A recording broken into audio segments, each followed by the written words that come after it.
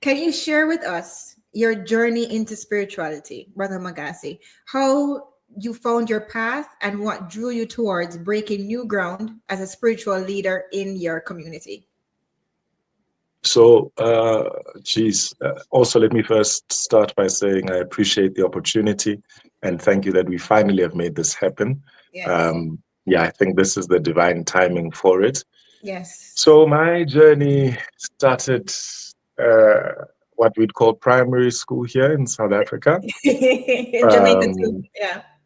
yeah, so so the age of about 12, 13. That's Okay. when I really started having some dreams that pointed to a bigger calling on Yeah. my life. Of course, at the time, far too young to understand what any of those things meant. Was definitely in the church settings for a while, different kinds of churches. I have been ordained as a pastor, and there were questions that I had around how our African spirituality sort of fits in terms of all of that and the decolonial thinking and the processes and all of that. And so I think maybe towards you were late 2017, 18, thereabout, these questions started getting louder. And since then, I think I've really been on the path that says we want to understand what kind of spirituality is here to affirm us as African people, is here to build us Yeah. as African people, and what does that look like? And so I've really followed those principles.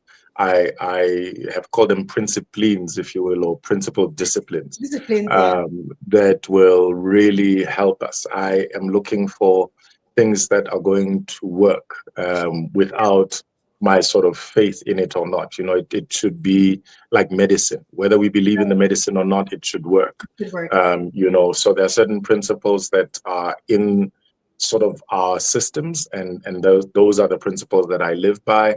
You know, speaking to our elders or ancestors, if you will, getting wisdom in that respect, understanding the interrelationship between the different elements, whether it's earth, water, air, fire, and how those link up with our daily lived realities, advising families from those perspectives. And I think for me, I am called to bring wisdom that is ancient back into the fold, and to cause us to question what exists. And mine is not to say that I'm correct. I'm Right. rather just, you know, to quote John the Baptist, a voice crying out in the desert. Right. And those who want to listen can listen, and those who don't, it's okay. Yeah. We are so similar in so many different ways, Brother Mogase, because I grew up in the church too. Mm, Actually, my grandfather, very, very biblical. My grandmother mm, as well. Um, mm, grew up in their churches, never missed a service, was an alpha girl. mm, And even went to Anglican. I was Christian first of all, I was Christian in a Catholic church since I was born. But mm, after that, my grandfather was Brethren. My grandmother was Pentecostal, so I used to go between the two churches because I didn't go to mm. church together. And then after that, I went to Anglican church and then Anglican school. So, but the search was always deeper. The search for Yeah. me, like tying it together, and because of the fact that I was type of a bookworm, right? Reading all these different spiritualities, I started to tie things together. And just like you, Brother Mogase, why I say we're similar is because I am a dissector of principles as well. Mhm. So what I do and what I love to do when I read something, I like to apply that principle to nature, think more like Yeah. from a bird's eye view, and also apply it across different experiences that I've had or Mhm. experiences that I have witnessed Yeah. and see if the principle holds up, right? Yeah.